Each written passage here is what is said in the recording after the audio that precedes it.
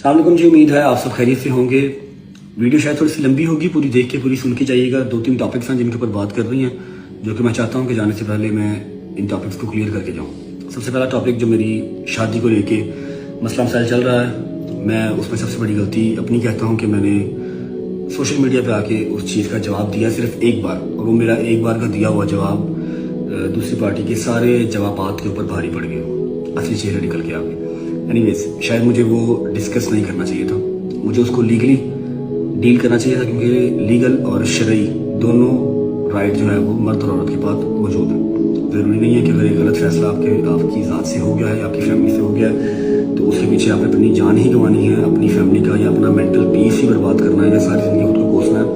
ऐसा बिल्कुल ज़रूरी नहीं है। आपके पास शरई और लीगल दोनों हक है हासिल कि आप उसको ख़त्म कर सकें ग्रेसफुली। लेकिन शायद गलती हो गई, दूसरी साइड से भी फायरिंग हो रही थी, एक जवाब हमने भी दे दिया, तो वो काम काफ़ी ज़्यादा ख़राब हो गया। अभी जैसा कि आपने देखा कि इंस्टाग्राम पे ईमान ने स्टोरी लगाई, मैं एक चीज़ क्लियर कर दूं कि आपने स्टोरी लगाई, इससे ना आपकी जीत हुई ना मेरी जीत हुई।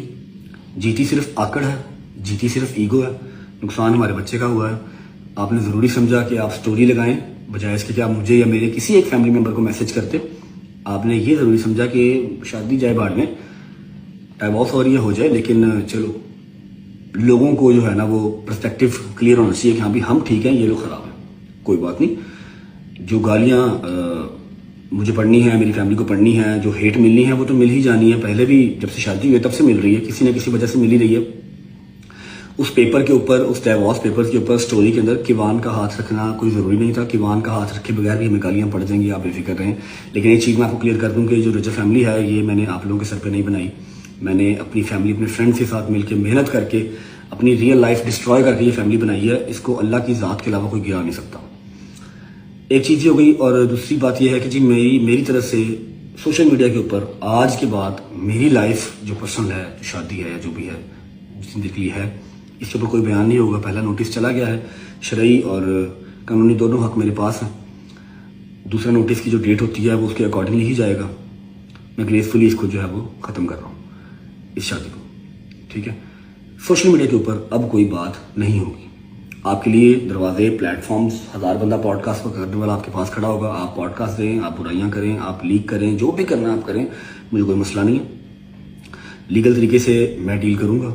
कोई ऐसी चीज़ जो आप करेंगे या आपका भाई करेगा, तो मैं उसको इंशाल्लाह लीगली देखूंगा। डिफॉर्मेशन वगैरह की जो भी FIR वगैरह होती होंगी लीगल देखूंगा, लेकिन सोशल मीडिया के ऊपर मैं इस चीज़ को अब डिबेट या डिस्कस नहीं करूँगा। एक चीज़ ही हो गई, ग्रेसफुली इसको ख़त्म करना है मुझे इसको मज़ीद लेके नहीं चलना, मुझे जहनी मरीज़ नहीं बनना। दूसरी बात, मेरा जो मसला चल रहा है अंसर जट साहब से, पतलू से जो मेरा मसला चल रहा है, मैं उसको भी कहता हूँ कि भाई मेरी ज़िंदगी में कुछ रियल मसले हैं जो कि चल रहे हैं।